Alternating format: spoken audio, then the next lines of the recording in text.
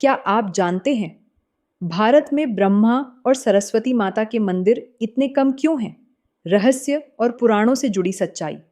क्या आपने कभी सोचा है कि भगवान ब्रह्मा, जिनके बिना सृष्टि की रचना ही संभव नहीं, और देवी सरस्वती, जिनके बिना ज्ञान और वाणी अधूरी है, उनके मंदिर भारत में इतने दुर्लभ क्यों हैं? करोड़ों मंदिरों वाले देश में, जहां हनुमान, शिव, विष्णु, काली, दुर्गा, हर कोने पर उनकी आराधना होती है, वहीं ब्रह्मा और सरस्वती की गिनती के ही मंदिर हैं। ब्रह्मा मंदिर क्यों नहीं है? पुराणों की कथा कहती है कि ब्रह्मा जी ने एक बार अपनी सृष्टि देखने के लिए 4 सिर बनाए, पर जब उन्होंने सत्य और अहंकार में अंतर नहीं किया, तो भगवान शिव ने उन्हें चेताया। एक कथा के अनुसार ब्रह्मा जी ने सत्य के बजाय अहंकार को चुना और शिव जी ने उन्हें शाप दिया। हे ब्रह्मा, तुमने मोह और अहंकार को अपनाया, इसलिए तुम्हारी पृथ्वी पर कोई पूजा नहीं करेगा। और एक पुराण कथा के अनुसार ब्रह्मा जी ने यज्ञ किया था। कोई भी यज्ञ सहचारिणी के बिना नहीं हो सकता। यज्ञ के लिए सरस्वती जी को न्योता भेजा गया, मगर ऊँ को आने को देर हुई। टेनब ब्रह्मा जी ने गायत्री को साथ लेके यज्ञ पूरा कर लिया।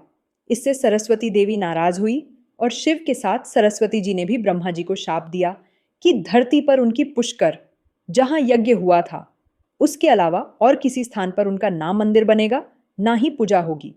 इसीलिए ब्रह्मा जी का भारत में पुष्कर ही मुख्य मंदिर है, जहां यज्ञ के साथ उनकी पूजा होती है। हालांकि उनके और भी मंदिर है, पर पुष्कर ही उनका मुख्य स्थान माना जाता है। और तभी से पूरे भारत में केवल कुछ ही ब्रह्मा मंदिर शेष हैं। प्रमुख ब्रह्मा मंदिर राजस्थान के पुष्कर में है। पुष्कर मंदिर की कथा सुनिए। राजस्थान के पुष्कर में स्थित है भारत का सबसे प्रसिद्ध ब्रह्मा मंदिर, एकमात्र ऐसा मंदिर जहां 4 मुखों वाले ब्रह्मा जी की मूर्ति है। कथा कहती है कि ब्रह्मा जी ने यहाँ यज्ञ किया था, पर देवी सरस्वती नहीं पहुंची समय पर। तब उन्होंने गायत्री नाम की कन्या से विवाह कर यज्ञ पूर्ण किया।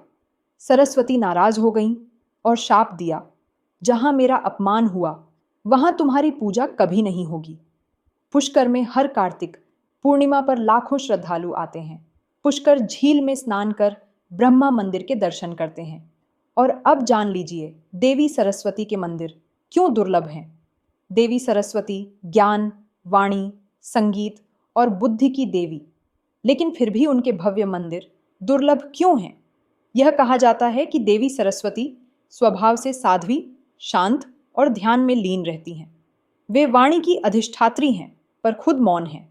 इसलिए उनकी पूजा वाणी के माध्यम से ज्ञान अर्जन के रूप में अधिक होती है, न कि मूर्ति पूजा के रूप में।